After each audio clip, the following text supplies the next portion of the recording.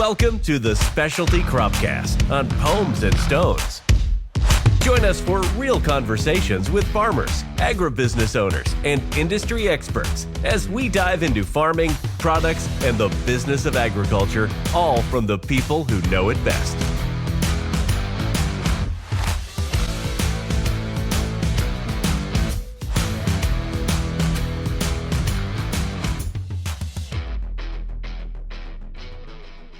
Welcome back to the Specialty Cropcast, everybody. This is episode 12. This episode is also brought to you by Wilbur Ellis, supporting growers across the country with expert agronomy, crop protection, nutrition, and data-driven solutions for more than 100 years. All right, we got a great episode for you guys here today. For those of you who aren't watching, per usual, to my right, backward hat Steve, who has his hat forward this week, throwing us off. Hoodie Zach in the corner. With no hoodie tonight. No hoodie tonight. Good to see you. Yeah, you too. And our guest this week in the studio is Nels Veliquette. Nels, thanks for coming in. Thank you. So we like to bring in different people across all agriculture to kind of give us a spin on and let other people around what you know, what you do, and other ways that we can help other growers out if they're listening. And I think there's some things you bring to the table here that I think people need to know more about. So tell us a little bit about yourself.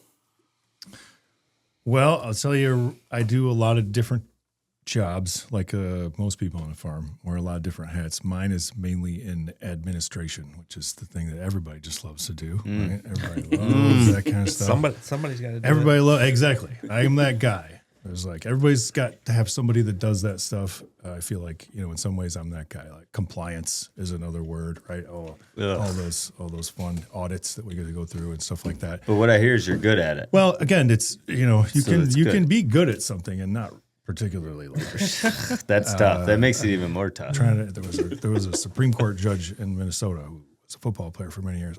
His name is escaping me at the moment, but it was basically the same thing. Yeah, wow, you were great. You played football for a long time. Well, I didn't much like football. I was just good at it. Mm-hmm. So some of that, I think most farmers like encounter that kind of thing. There's like stuff that you got to do that you don't really want to do. There's parts of our job that we love doing. I mean, who doesn't love being outside, right? We live to be outside. We live to see things grow. We live to see things develop. We don't live to sit behind a screen and try to balance the freaking cash flow, at the end of the month and get it submitted to the bank and all those kinds of things that go along with farming. So it's kind of what I do in my current incarnation. I grew up on a cherry farm. I planted trees and I painted trees and I spent a lot of time on the in-between, mostly where the cooling pad is. So cherries coming and going.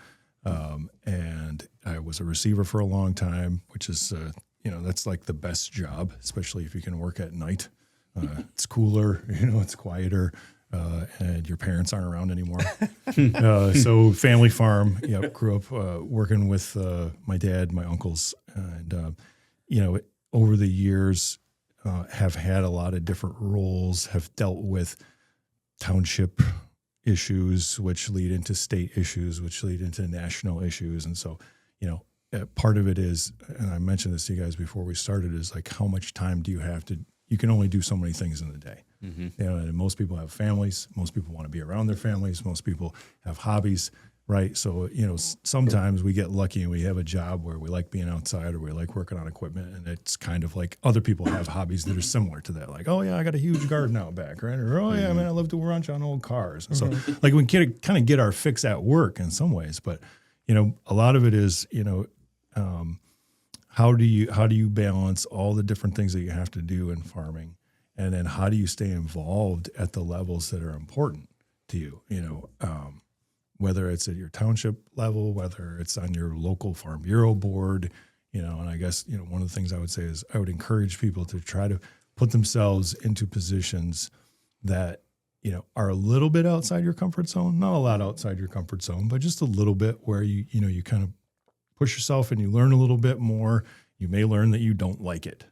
And I think that's just as important as anything. Like, oh, here, I did that, and I didn't really like it. So you'll find your spot. And if you like to do politics, you like to do politics. If you like to do, community outreach, if you like to volunteer, my dad's a big, huge soccer booster. There's a lot of things that sort of you get tied into, and you can tie your business of farming into, that are not necessary. When somebody needs a tractor, when somebody needs a mower, right? There's a lot of ways that we help out in the community, and there's a lot of ways that we help out each other.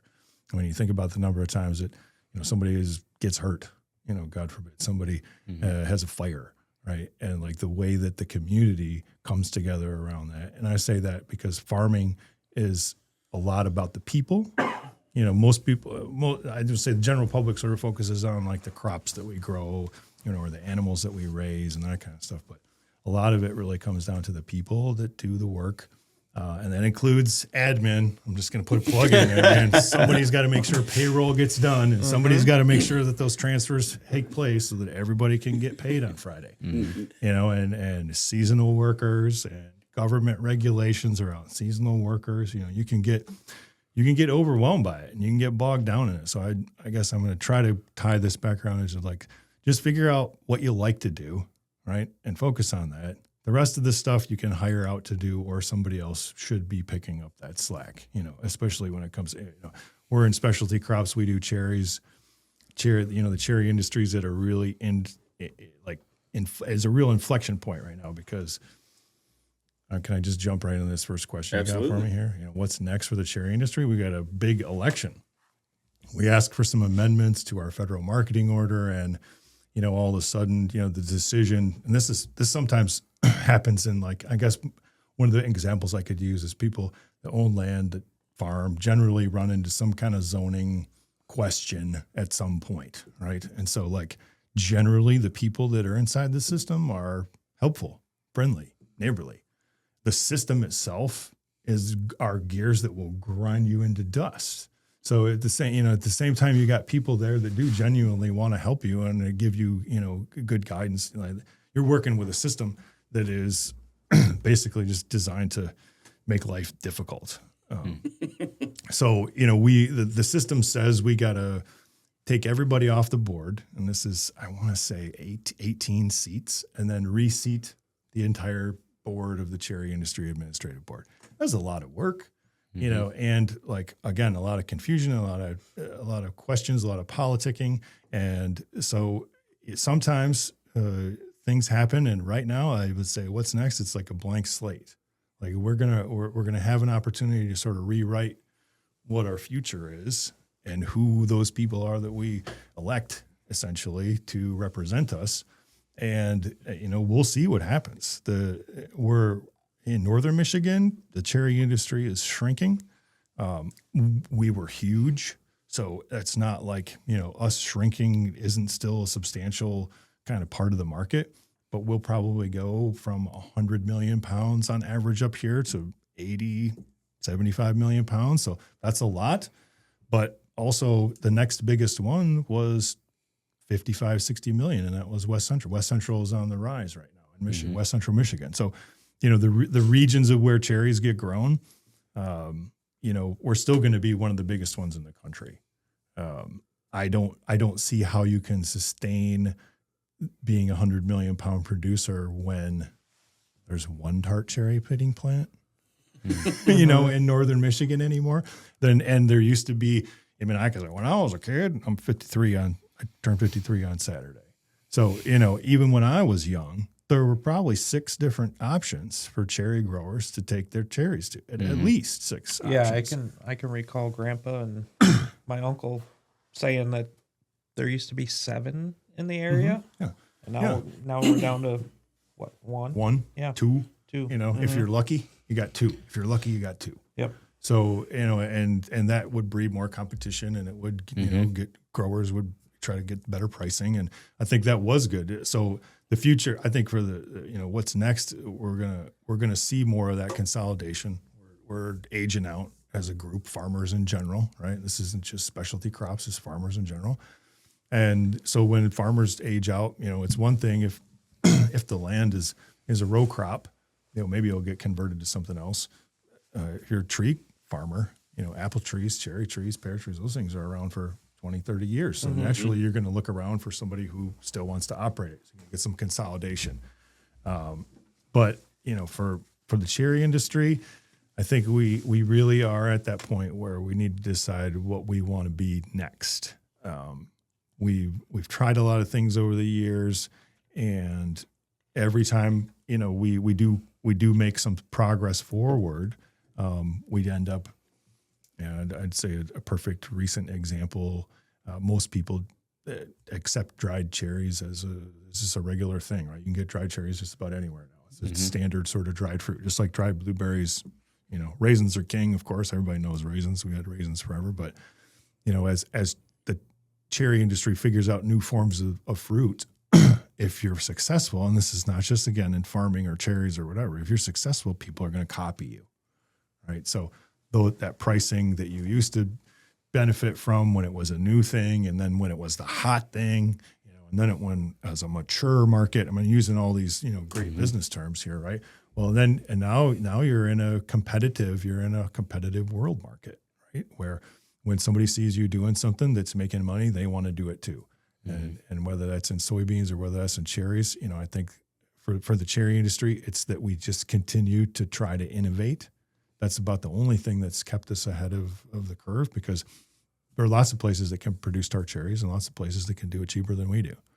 They can do it with government subsidy money, right? They can do it because it's a recognized economic engine within their country. Turkey is a good example, but the economy in Turkey doesn't depend on cherries, but the technology for tree fruit and manufacturing and remanufacturing of the fruits and the processing of those fruits. Michigan is huge in agriculture. It's the second biggest state in the union. And our processing, back to where do you go with your cherries, is our processing capacity across the board is just kind of disappearing. And, I can go into reasons and theories about why that's happening. Costs a lot of money, right? And the regulatory process is just so burdensome that nobody wants to do it. It's not that people don't want to risk money to make more money, but, when you're talking about getting into, wastewater permitting, or, that's probably the biggest one that gets on people's mind. You're talking years before you even know if it's okay with the project that you want to put in, whether you're slaughtering hogs, because I think still pretty much all the hogs that are raised in Michigan go to Indiana, and they come back to Michigan. To me, right, that doesn't make sense. If Michigan wants to continue to be competitive, right? And I think that having that infrastructure is really, really important, because I don't know, you look around and we have all of the water, and over the course of, and I don't have to be some great sage to look forward 50 years. I might not still be alive, but, hopefully, God willing, my kids will, 50 or even 75, 100. Okay, let's go 100. Maybe you're pushing it now, Nels, but this is where all the water is, and if we look at Michigan as basically the breadbasket of the world over the course of the next century, we're going to be able to grow just about anything. If trends are right, if we're getting warmer, we may not be growing cherry trees 100 years from now. We might be growing avocados instead, but we'll be growing them because we have all the water. And if we have an infrastructure and we have a culture that respects agriculture, that's part of it. Understanding how much agriculture contributes to the economy here, whether it's northern Michigan or Michigan itself. Anyway, so was that enough on the future of the cherry industry? Now I'm solving the problems of Michigan agriculture. To me, it's just one of those existential questions. What do you want to be when you grow up? Michigan has opportunities beyond opportunities. We got great land. We got a lot of people, right? We've got opportunity if we just kind of unleash it and allow it to happen. And agriculture is a great way to do it. We're a diverse state. We're lucky, in northern Michigan that we have how many appellations now? Designated appellations for grapes and, the kind of fruits that we can grow up here. And this is just, it's amazing. So I feel fortunate that, that my farm has a stake in the processing.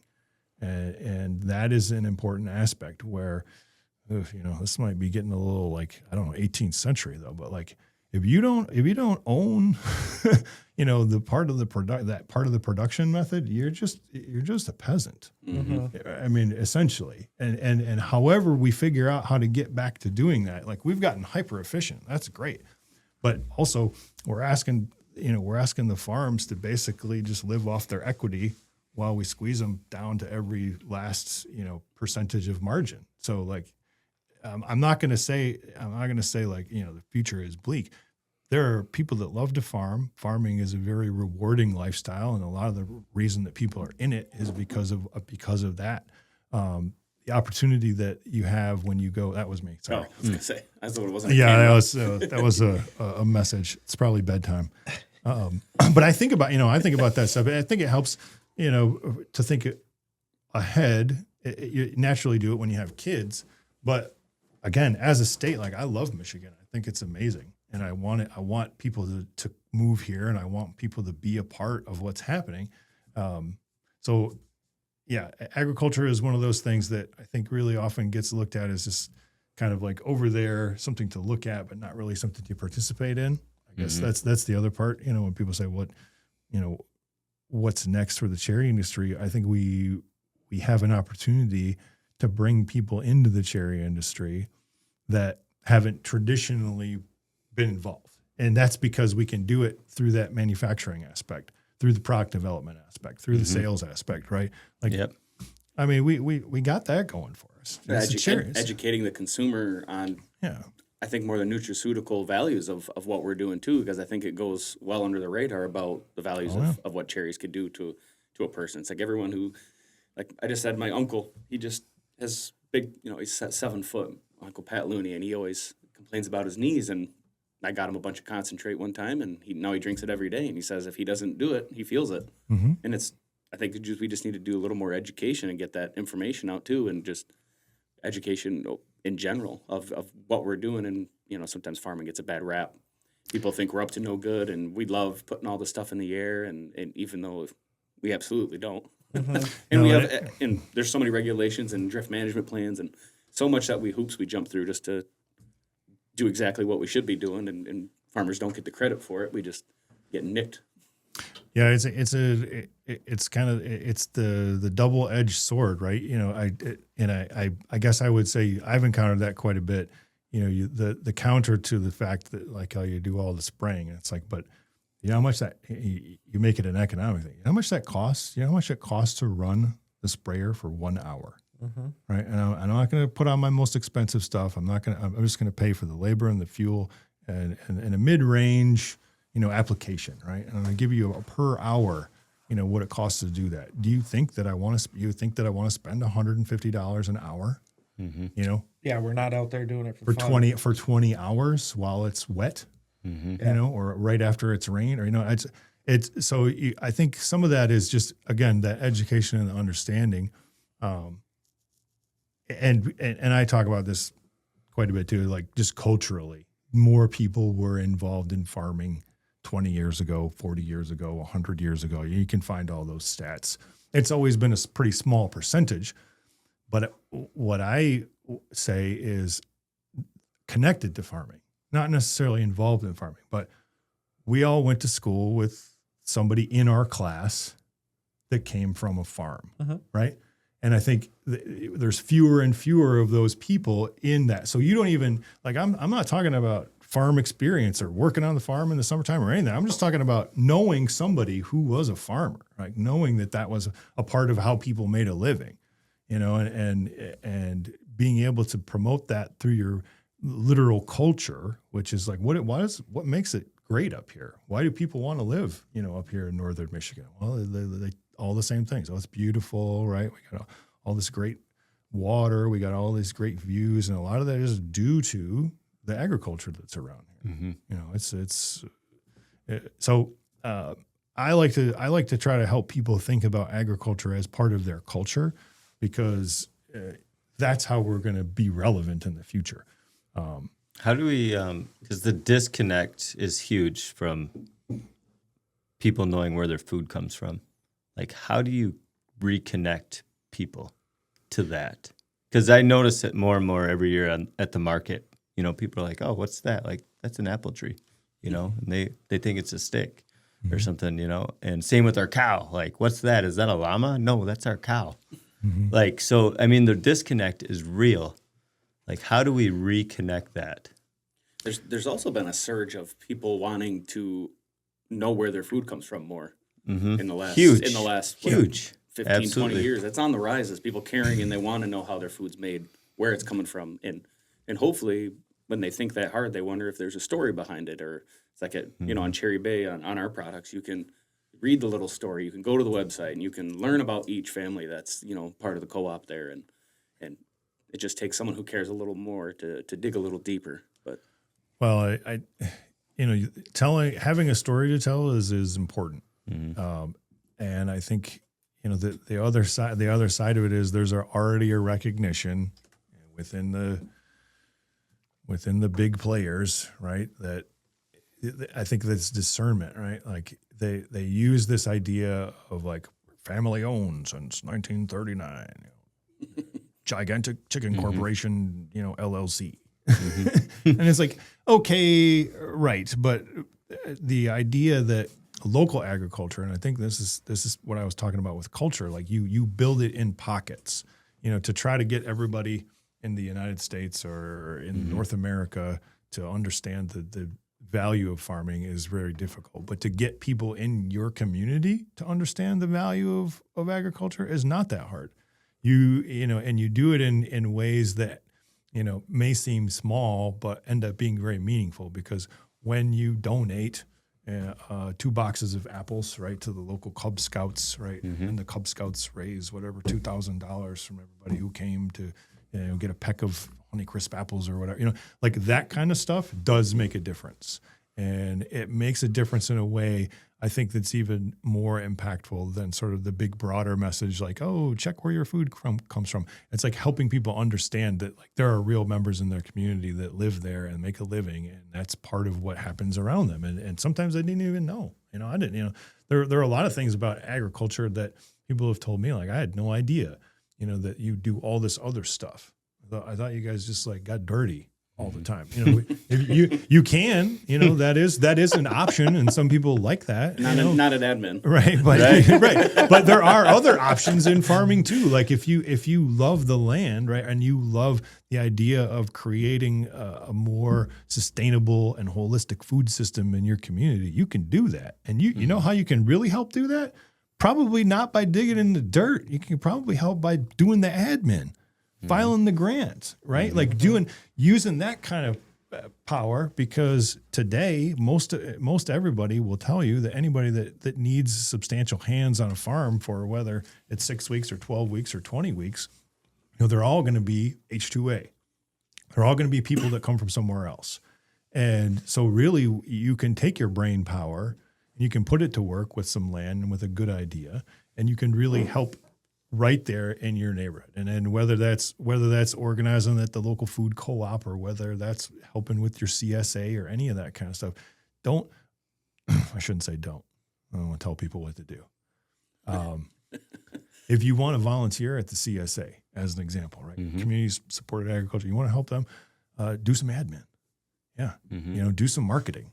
They got lots of people that know how to pick cucumbers and cut cabbages way faster than you, and you all know, like, picking apples on a Sunday, with your family is a lot different than, trying to fill a truck. Boxes and boxes. Yeah, and boxes. boxes and boxes and boxes, hour after hour after hour. That is skilled labor. And so the idea that, and I think just the way we talk about it, we counter the language that sort of separates us, which is like, oh, that unskilled labor. I was like, that's a really skilled labor. And like, I would challenge you, and I would put, not dollars to donuts. I put hundos to donuts, man, that you can't keep up for an hour. I might even say a half an hour, just because like you just pushing back, I think, against sort of that misconception sometimes. And that's why I love MEEP. I'm going to put a plug in for MEEP, which is the Michigan Agriculture Environmental Assurance Program, MAEAP. That's a mouthful, right? And MEEP is a voluntary program, right? It's not mandated by the state, right? It's run by the conservation districts. And essentially what MEEP does is it comes out and it runs through a checklist of stuff on your farms. Now they look at your fuel pad. They look at your chemical storage. They look at your well head. They look at, basically all these different checkpoints, and they say, So hey, jug recycling, yeah, right? jug recycling. And they're Huge. like, yep, okay, here's a few things that like you can do, and then you'll get your MEP compliance and you get the sign, right? And I tell you what, that sign is so important as a communicator to the community, right? And it basically says, like, if you were just driving by and you saw the spray truck driving along, like, they're spraying. But that sign, it says this farm is environmentally verified, and it's got your farm and cropping system, whatever you're doing. It takes that shadow of a doubt, right? And it sort of shines the light on it. And they're like, oh, okay. And it's all voluntary. And you can, like, I'm trying to think of a specific project. This is a few years ago. We've been MEP certified for a long time, but like putting in a curb next to our fuel pad, right, was one of the things that was recommended, and very simple. I filled out one page, I think, and got $600 from MEP so that I could buy the concrete and have a couple guys put the curb in, right? And so that, like, super effective for the farm, communicates to the community, does stuff that I am, basically gives us credit for stuff that we're already doing, and helps us do stuff that we probably should be if we're not. That's a great program. Now, one of the questions that was on Talon's list was, grants and government assistance supported programs and stuff like that. So I always put a plug in for MEP. I love those signs. I think they're like a shield. They're like a shield and a billboard for agriculture. Ours is is a great position down here. You see it right coming down 31, and then when you look just past it, you see right where we mix all of our organic loads. Yeah, yeah. And it's just it's a kind of thing that helps everybody know that, because we all know we don't want to spend any more money than we have to when it comes to applications. We want to handle those applications appropriately. Oh my God! Speaking of admin, let's do inventory. And then let's reconcile that to the invoices, and let's do all that before the end of July, like right in the middle of a season, right? Like that. But those are important things because those are big numbers, right? You're talking about, and I think for perspective, I try to share this with people sometimes too. It's not like just a pallet. People are familiar with those big carboys, right? But like a 5-gallon jug, like of the Roundup that you'd buy at Home Depot, that size thing, like. Yeah, that can be like $3,000, man. Like one of those. And everybody's like, what? And it's like, yeah, perspective, huh? Like, that's why I got to lock things up. That's why I got, like, this stuff could walk away. Or if it doesn't, that's why it's important for us to keep track of what we're doing. We're not just out there willy-nilly. Like, every application costs money. Not just in labor, but in fuel and in the inputs. And so I find that to be pretty helpful, like that economic aspect, which is like, it's not in my, and the other one is, it, as somebody who makes their living, stewarding the earth, however you want to phrase that, like, how am I incentivized to harm said earth, right? Or water, right? The soil, the water, right? It's how I make my living. Why would I knowingly damage my own, again, self-interest here? Then we can have conversations and we can have debates about what's the best way to do that and what kind of inputs are good and what kind of inputs are bad, but the reality is it's not in farmers' interests to do damage to the earth. And we all do the best that we can, with the situations that we're in. Yes, it would be great if we could grow all of our fruits without fungicides. But you tell me anybody who wants to buy an apple with a scab on it, or a moldy bit, or a spot like this. Again, we're not in the Middle Ages here. We're in a hyper age where everybody expects every piece of fruit that comes to them, including organic fruit. This isn't the 70s, people. Like, organic fruit is probably the hardest to produce because the expectation is that it also is perfect. And so your cut rate on stuff like that is 50%, 60%. So, just helping, it's like, oh, these are perfectly good. And another way, in your community, oh yeah, are they perfectly good? They didn't make grade, at the pack house. And people be like, what? It's like, yeah, that's the kind of work that we do. We have to be better than good all the time because, oh my gosh, if the mirror is held up, that's what you expect when you go into the store. You're looking at this apple right now and you're totally happy with it and you think it's awesome. But if that was in the store, you wouldn't buy it. We've talked about that with Bitter Pit. Yeah. Shows up right before harvest. There's a couple black spots. You'll eat that apple all day on the farm, but you never put it in the box because they'll take one look at that. No one would buy it in the store. Yeah. Why would you? Just pass the eye test. So you know, I don't know how I got off on that tangent, but it's, you know, when I think about, you know, how do we talk about grants and how do we talk about programs that support specialty crop growers? We're really fortunate in the cherry industry to have federal crop insurance now on tart cherries. Didn't have it for a long time, and so I feel like it's a different business than my uncles and my dad cut their teeth on. Like those guys were gamblers, man. Holy smokes! Like they didn't have any insurance. I mean, they're running around without any pants on half the time. You know what I mean? This is just dangerous out there. And they made it. And I'll tell you, you know, insurance is an important part of how we do what we do. And it's something that we really need to have as any kind of specialty crop grower, any kind of crop grower. And in qualifying for that insurance, and it's just like anything, you want a high deductible plan. I mean, I got health insurance too. Oh, hey, how's everybody's health insurance? Let's have a conversation about that. Ooh, oh yeah, I got health insurance. What's your deductible? $15,000. Great. What's that going to help me out with? They only allow me to put $12,000 into my HSA every year.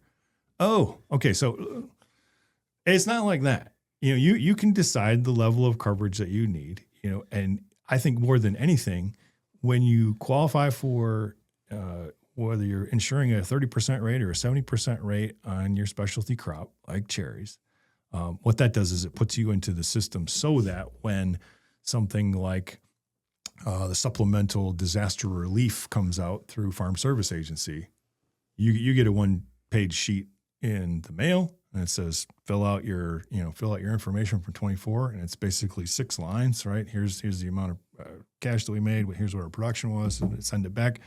Then they send you a check. You know, that is probably as important as the actual insurance, because insurance is insurance. You know, some years you're gonna pay it and nothing's gonna happen. Some years you're gonna pay it and you're gonna be damn glad that you did, right? And generally, what it's supposed to do is just kind of even things out for you. But what it really does is because it puts you into the system, and it just makes you readily, you know, available to the government programs that pop up that I would say are the most important ones to be a part of, because they give payments directly to growers. You know, big purchases of whatever commodity. I don't know if you're a blueberry grower, if you're an apple grower or whatever. Well, we did a big purchase, you know, of apples from, you know, apples that were in storage. Well, great. Like the total amount of apples in storage went down theoretically, right? Supply, demand. I went to 7th grade. Then pricing should be stronger for growers, right? Okay, so that's a theoretical thing. They didn't buy those apples from the grower. They bought those apples from the packing house, right? And so, so good for packing house, theoretically good for growers. Something like the supplemental disaster relief, that's a check that you get to the farm. And so two different sorts of two sides of the same coin, right? Like yes, there's governmental intervention, you know, that the Michigan Apple Committee or the Cherry Industry Administrative Board will do in order to get these purchases of the commodity. That's sort of generally good for everybody. And then there's direct payments that come. What was marketing assistance for specialty crops? That was just at the end of last year. MASC. So that's different than disaster relief, but because we have insurance and because we are on record with FSA, we all got a check for marketing assistance for specialty crops. You know, I didn't ask too hard about why. I happily accepted the fact that they recognized that there was marketing assistance that would help specialty crop growers. Now, that will change from administration to administration, like the way that they basically help, quote unquote, farmers, because everybody loves farmers, right? They're like the color black, doesn't matter on what side of the aisle, everybody loves a farmer. And the way that money gets to those farmers just comes in different ways. And I think from, being politically aware, probably at the base level, just being politically aware, right? I don't ask anybody to be astute. It's hard to make any kind of call about what's going to happen in the future, but the ways that the government supports change slightly from administration to administration. So if you're just aware of that and you know what that's doing, then you're going to be better off because, is it time for me? And I'll give a perfect example. There's a really great program through FSA, and it's for building storage barns, basically, or more likely like corn cribs and stuff like that, right? Yep. Cheap money. I mean, like 1.2% or something ridiculous like that, up to $500,000, right, for storage, which is great. I would love to be financed at 1.9% or whatever. But you can't break ground. You can't start the project. You can't do anything until you go through the entire process, and it takes about a year. And so I don't know if maybe before we started when I was talking about how we don't like to wait. Farmers don't like to wait for anything. And so it's really hard when you finally have waited long enough, and your projection tells you that there's going to be, 1,400 boxes. Yeah, we haven't had 1,400 boxes yet. Like we can still, and then being in the midst of we're going to need to have this structure done by fall, right? And at least we can start it in the spring. I mean, that's basically the mindset, right? Like we've got it's full and we don't even have garage doors on it. Right. We've got maybe 6 months. We got at the beginning when we kind of see the train coming, we're pretty quick. We can mobilize people and we can get our hands on and we can get a building up. That's not going to qualify for that funding. So some of this stuff works better. Grants, FSFL kind of stuff. That's the Farm Storage Facility Loan. Nice acronym. That's and people think you're smart when you drop acronyms like that, and then you can actually say them. Anyone can say an acronym. Yeah, it's the words, but those things are, I think, more along the lines of are you getting started? If you're not under the gun, because we're always moving forward in farming. It's hard to slow down. This episode is supported by Wilbur Ellis, delivering what growers need to succeed, from inputs and insights to long-standing partnerships across every acre and every season. Yes, we can pivot here a second before we're about halfway through our time. You've been featured in the Wall Street Journal and the Chicago Tribune for your time in D.C. With the anti-dumping case here with the International Trade Commission. You want to talk about that a little bit? Because I know that in recent years, most of the news that anybody's heard about the cherry industry have been, farmers getting out of it and how it's going bad. And other countries are able to dump their fruit here for cheaper than what we can produce it for. And so I think maybe a little explanation on that entire process, I guess. Maybe not the entire That could be process. Its own episode. Yeah. I'll tell you, again, this is where sometimes, you find yourself in a moment, right? Like I at that point when the cherry industry brought the lawsuit against Turkey it was an anti-dumping suit. It was for dried cherries. I don't know. When would that have been? 5 years ago. So I was still pretty young comparatively. I was not one of the big heaviest hitters in the industry, but I would say that I definitely knew what I wanted to say, and I really wanted to sort of represent the grower aspect of it. And I guess people liked what I had to say. I could be a little bit provocative, and also I understand how to play a role. It's really when you are operating at that level, when you got to go to Washington and testify. I want to say nobody made me do that, right? I figured that it was a good thing to do. I'm glad that I did it. it gave me some real insight as to how that system works. And we thought we had a slam dunk case. And initially we had a really good result sort of from the preliminary, right? From the junior side of things before the ITC made its final ruling. It looked like we had totally, I think we had 600% tariff or something like that. It was like slam dunk, and everybody felt great. Like, and I think that's what I want to emphasize is that more so than like, how much the grower return improved or would have improved or anything like that. There was just like this, oh wow, we had a good one, right? We won. Wow, it just felt good to have a win. And when it got basically reversed back to zero, and the explanation was, well, you can file an appeal if you want an explanation, but that's just how it is. And the appeal is going to cost you as an industry another $500,000 to proceed, and maybe you find out what you need to know, and maybe you don't. That was hard, and I think that's part of this up and down, that the cherry industry goes through, and whether you were doing it in the 70s and the 80s when basically the commodity swings for tart cherries are greater than any other. So is that emotional roller coaster. And I would say there was that emotional roller coaster where it was like, we're going to do this thing, and we're right, so we're going to win. And I think that probably was the most damaging overall to like the spirit, I guess I would say, if I want to get a little woo here, like the spirit of the industry was damaged with that, because it was like we went to, in our capital to the Trade Commission that's supposed to be looking out for us, right?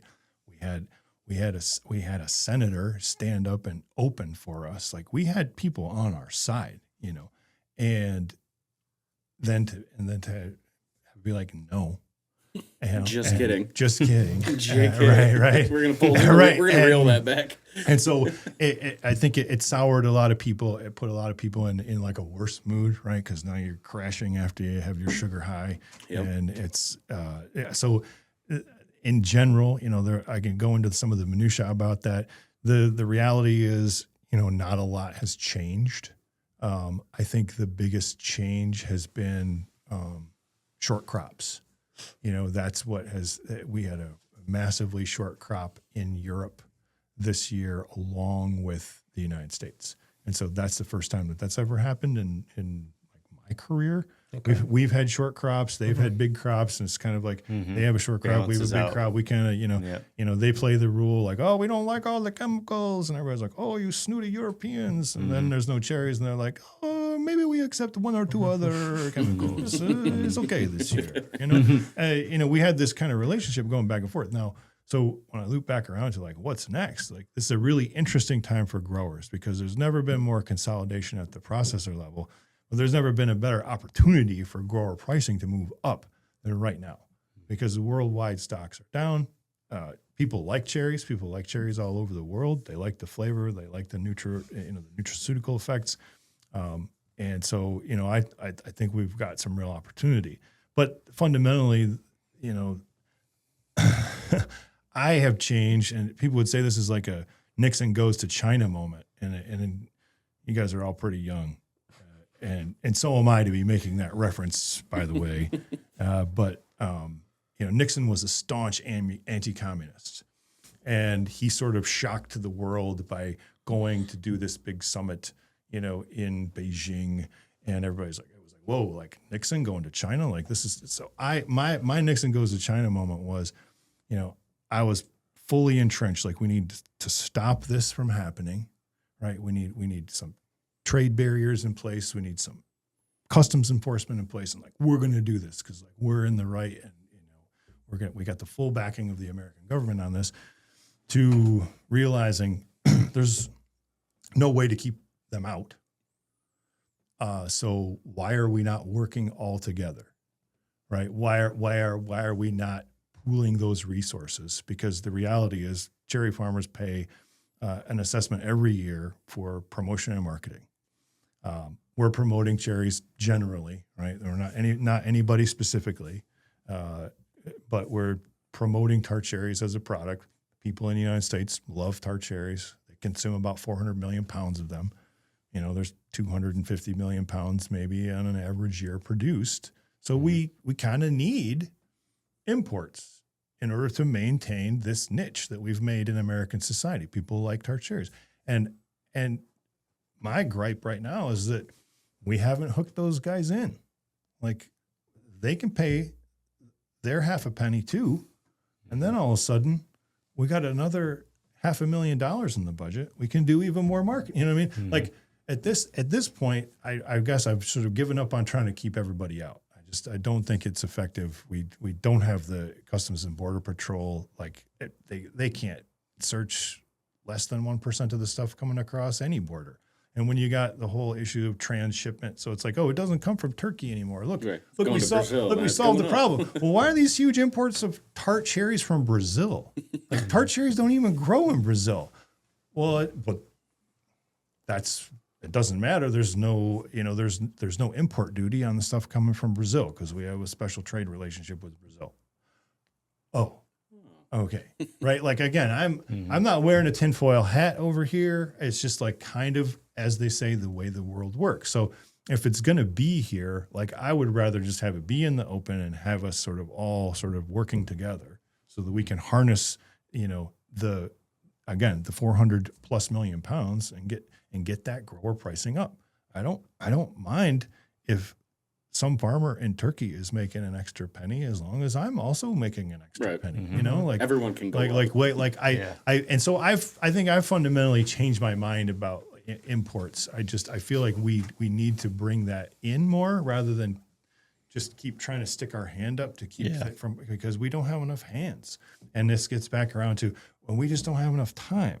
Like, say what you will, like, yeah, I know the attention span of the American has gone down quite a bit thanks to TikTok and several other, fun inventions. But like, as farmers, like we only have so much time to spend on certain things, like sustaining, a long-standing campaign in Washington to get more border enforcement on tart cherries costs money and it takes time. They're kind of synonymous with each other. And who has time to be there? Who has the money to pay somebody to be there to do that? Right. So, that was a real education for me. I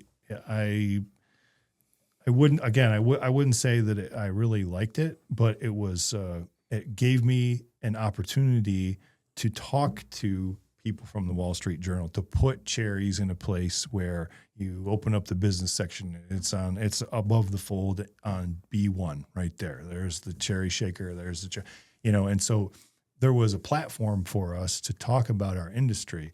Unfortunately, I think what happened was it just became one of those like sad stories. It wasn't like a positive story. And so I would really love to have more positive stories. Right. Because I was being interviewed post. I'd done several interviews over the course of that year, and my son, this was a while ago because he's almost driving now. He was probably 9, and I was doing an interview out in front of the farm office, sitting at the picnic table. It was a beautiful day, and he was with me, and I just asked him to entertain himself, and he's just building something out of sticks or playing with army men or whatever. But he's listening to this whole interview, right? Sitting here. And the interviewer asked me, was like, so why do you have such a problem with turkey? And my son drops his little Hot Wheels and he looks over and he says, my dad doesn't have a problem with turkey. My dad has a problem with the policies of the Turkish government. Right? And I think, again, we go back to people like my problem is not with other farmers. Like, it's hard. I don't care where you're living or what you're doing. Like, farming is a difficult job. Like, the policies that our governments enact, and whether that's for, disaster relief, crop insurance, trade relations, all that kind of stuff is it is beyond us, but it is a window into the fact that we're all working as hard as we can, right, to make a good living. And if we actually looked at that rather than, the games that get played, and there's no doubt there's games that get played. I'm also happy to say, like, on the record, that I believe firmly that it was about a lot more than tart cherries. We have a big air base there.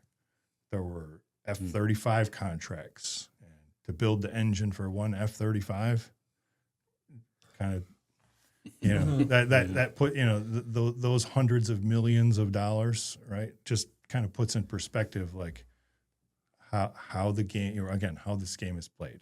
And so, there's always a bigger fish. well, and that's what it's like. Yeah, there's this exposure that you get to like the big picture stuff, and then I'm gonna bring this back around again. Like, and then there's the stuff that you can do at the local level. Yep. You can participate locally, and you can put that face. And this is what I encourage any farmer, any producer to do is just put your face out there as generally what we are, which are like community minded people. Right, that want to see things get better, and that makes a huge difference because it's going to give you that opportunity for the kid to have a positive memory about the fact that he had an interaction with a farmer, because that just doesn't happen naturally anymore. There's people that take farm stand tours, but still, I went out and got pumpkins this weekend with my family, but a lot of those stands, they can't be manned 24 hours. I'm happy to put the cash in the cash box.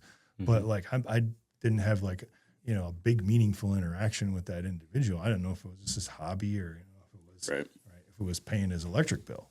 Right. But making that effort to sort of be part of your community and be out there in some way to have a positive interaction with people, I think is gonna put agriculture much further ahead than any kind of broad ad campaign that could be dreamed up. All right, so there you go. International relations. Don't do it, kids. I'm just kidding. If it's your thing and if you're really into it and you have the time for it and like you can wonk out on it, like I learned all kinds of stuff about the difference between an S-300 and an S-400 Russian, anti-ballistic missile system. So I could talk to people like senators. Right. And so today when I'm watching the news and I hear about these very same things, in places like Ukraine, I was like, oh, I only got the S-300, whatever. Yeah. That's like, You Tomahawk gotta missile. be Take out kidding that me. S-400 like you wouldn't believe, man. That's all I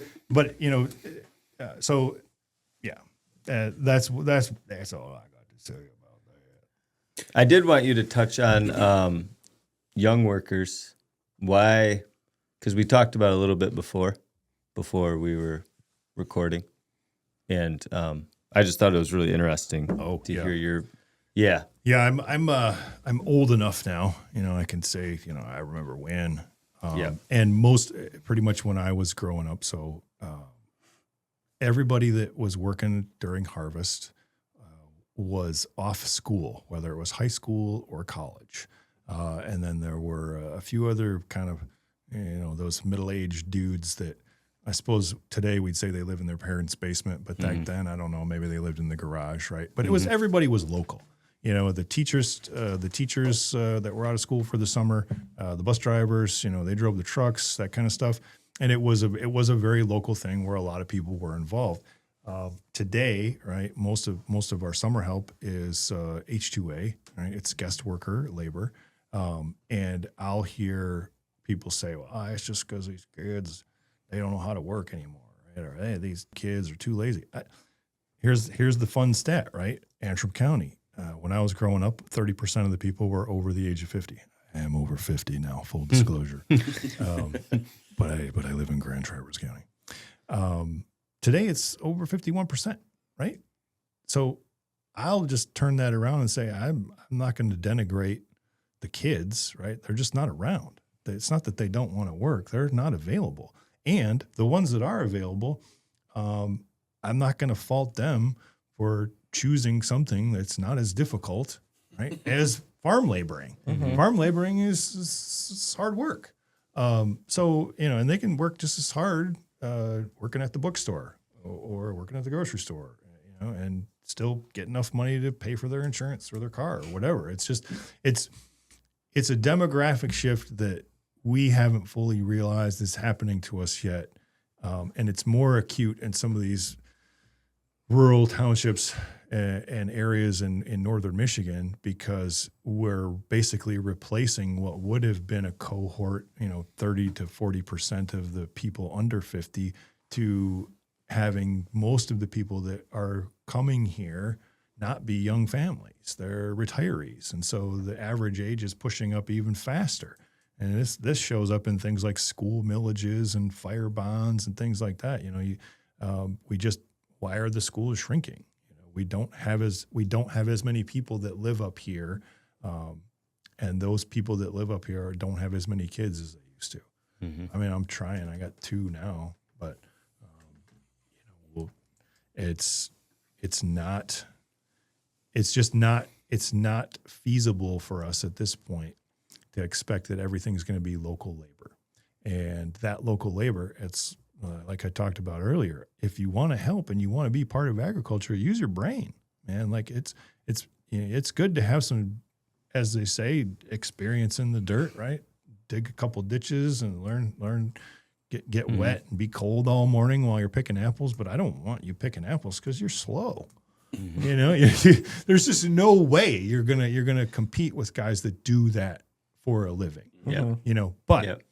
But you can participate meaningfully. And so the people that are available, encouraging them, like getting them interested in these other aspects of farming other than just being cold and waking up early and working long hours and being stressed out about money and, being stressed out about the weather, right? Like there's a lot of stuff that they can do within agriculture that isn't just directly tied to the farm laboring. And again, let me just make sure everybody. I'm not saying let everybody get soft and don't put them out there, but I mean, I don't want to be on a hay wagon. Man, I remember I was like 13, bucking square bales. Oh, that was terrible. Mm-hmm. Terrible. What was that? Hay fever and rash on my arms and everything. I was like, this sucks, man. I don't even like riding horses. What am I doing out here? But in general, I think it's that same sort of that attitude around the local culture, right? If we look out and we say, hey, young people, like we want you to be part of, we'd like you to be part of it in a way that that interests you. And I say my dad has administered for many years a scholarship program. Right. And that scholarship program, at a minimum, like he likes to have those kids all come to the farm. And I joke with him sometimes. Well, like it's one way to force young people onto the farm is to give them a check if they show up. Mm-hmm. Right. And then they're kind of stuck there for an hour. He gives them pizza and he takes them all around and he shows them all the stuff. And it's always the same result. And I love it because they're like, wow. I didn't really know that like all of this was out here. Like I didn't know you guys had all this cool stuff. I didn't know you had all these cool tools, right? Mm-hmm. And so stuff like that, interaction with the community in a way that gets people interested and just touches them in a small way, allows them to think about that when they go to make those food choices, right? When they're being more discerning about what it is that they're buying. Is this a local product? Right? What does local mean to me? Is it Northern Michigan? Is it Michigan? Is it the United States? Right? There's all these concentric circles. I'm paying more than I ever paid for eggs. I could get cheaper eggs that are free range and organic, and I'm buying my most expensive eggs right now because I want the producer that's like 3 miles away from my house that's doing it the right way to survive. Mm-hmm. And I talk about this a lot with local businesses, and farming is a local business, right? Oh yeah, I love that place. How many times have you heard this, right? Mm-hmm. Whether it's a bar or a bagel shop. Oh, I love that place. And when was the last time you went in there? It's been a while. Yeah. Well, they're not going to be in business if you don't keep going in there, right? And like if you make a conscious decision to like make that your choice and make that your stop. I know it's not on the way to work. Like you got to take the side street to stop at that cafe. But if you love it, like then you need to support it. Mm-hmm. And I think that's part of that message that I like to bring out there too. Yeah, everybody loves a farmer, but how do you show that support, right? And the easiest way to do that is to seek them out in a way that has a direct impact on them. So, Right. yeah, It's like a small experience could make them pull into that market. yeah, and Make them make that decision to choose that off the shelf instead, or look for a specific item in a bigger store. There is this kind of hyper efficiency and like cheap. Like I got my prime rib, so cheap at XYZ place, right? And it's like, yeah, okay. I mean, it's But good. but I mean, and if you brine it right and you do everything else right, like I'll probably think it's a fine steak, man. But like for me, as like I'm way more interested to know that like, hey, yeah, I got this one at the local fair, right? Or I got this one from the farm up the road, right? And I probably paid twice as much, right? But that's that money, and I think this is the other thing that gets us. That money that I just paid is in my local community. Like I bought that cow from that guy. He's going to go out and he's going to buy feed at the feed store, and he's going to go down to the grocery store and he's going to buy a sack of groceries for his family at home, and he's going to put his fuel in his tank at the like all that stuff. All that money stays locally, and so we start shifting our mentality from like what's the cheapest and the the most efficient, right, or the biggest and the fastest that we can get it to like how is this really like impacting my community?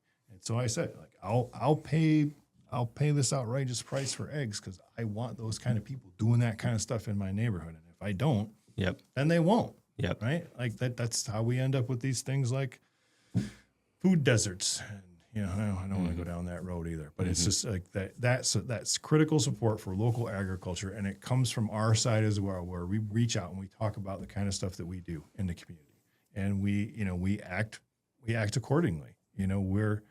We're as a lot. You might know somebody that's a little prickly, right? You might know somebody that's like slightly antisocial, but the reality is we're all good people.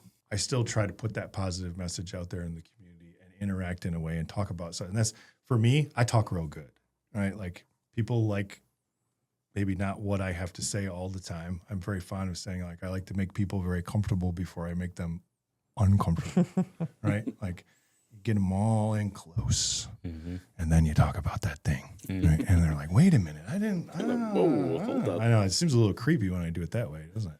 But it's we just challenging ourselves, and I guess like if I had a simple sort of, if I had like a simple sort of maxim, I would say, try, because that's all we can do is try, right? Try truth over comfort, right? Like the truth is, if I spend more money here locally on this produce or this beef, then I'm more likely to have that available to me.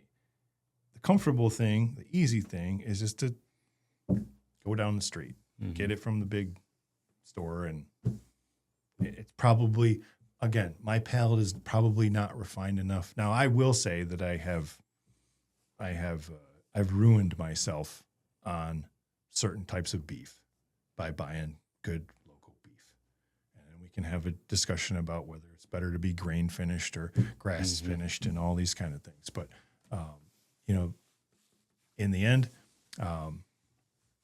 we got to support the things that we want around us. And people around here, we're fortunate. We're fortunate in northern Michigan. We have people that care about this stuff. We have people that do think about this stuff.